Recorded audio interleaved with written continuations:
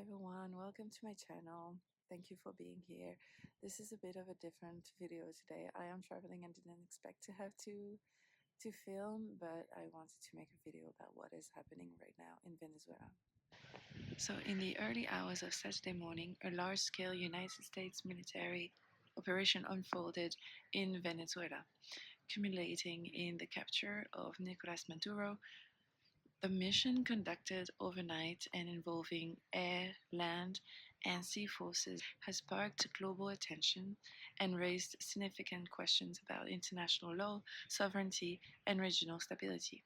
According to US officials, American intelligence agencies have been monitoring Maduro for several months prior to the operation. Surveillance reportedly included details of his daily routines, locations, and security arrangements, aided in part by a source inside the Venezuelan government. The decision to proceed with the mission was authorized by President Donald Trump late on Friday night, giving US forces several hours to operate under the cover of darkness in Caracas. The operation, described by US officials as unprecedented in scale and precision, lasted approximately 2 hours and 20 minutes. More than 150 aircraft were deployed, including bombers, fighter jets, and surveillance planes, alongside naval and ground forces. Explosions were reported in Caracas shortly after 2 a.m. local time, with residents describing loud detonation aircraft overhead and widespread power outage.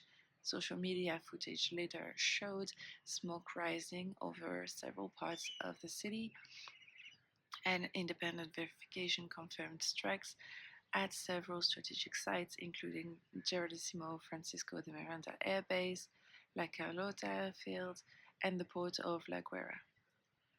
US officials stated that air defense systems and military infrastructures were targeted, and the US president later suggested that power to much of Caracas had been disabled prior to the operation, though specific methods were not disclosed.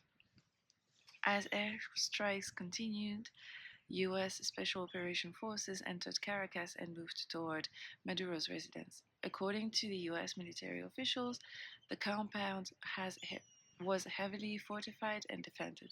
The troops encountered resistance, and at least one helicopter was damaged. Maduro was detained before reaching a secure room inside his compound. His wife, Celia Flores, was also taken into custody. In a statement released on Sunday, Venezuelan Defense Minister Vladimir Padrino said that a significant portion of Maduro's security team had been killed during the operation.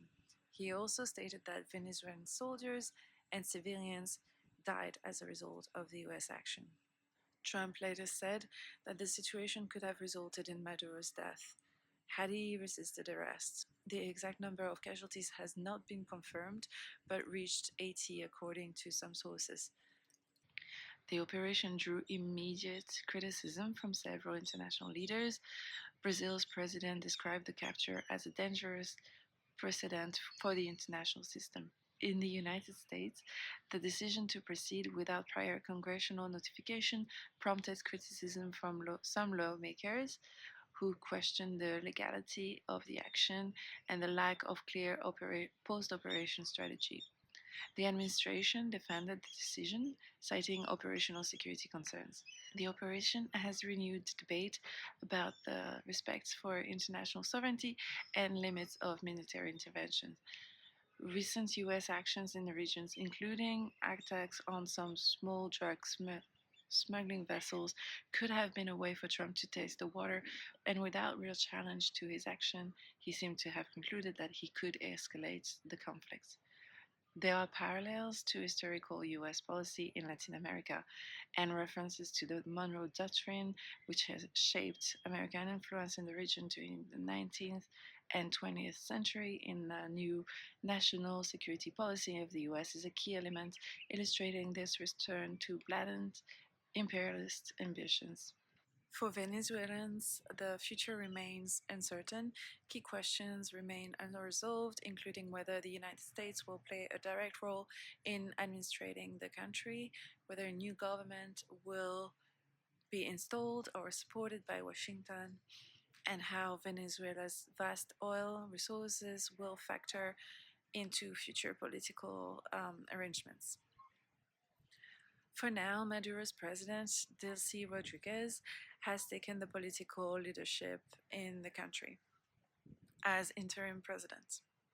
The US has indicated that Secretary of State Marco Rubio has been speaking to Rodriguez, who he said was essentially willing to do whatever we think is necessary to make Venezuela great again.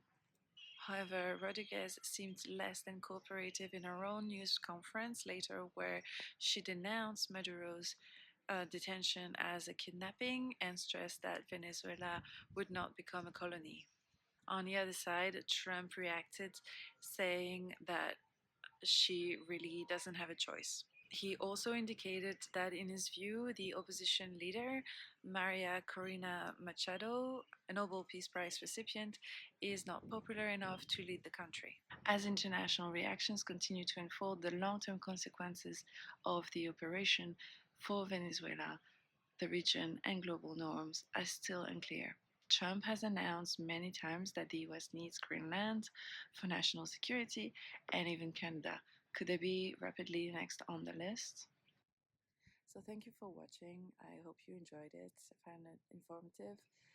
Um, it is a very what happened to Venezuela is very significant and could impact all of us.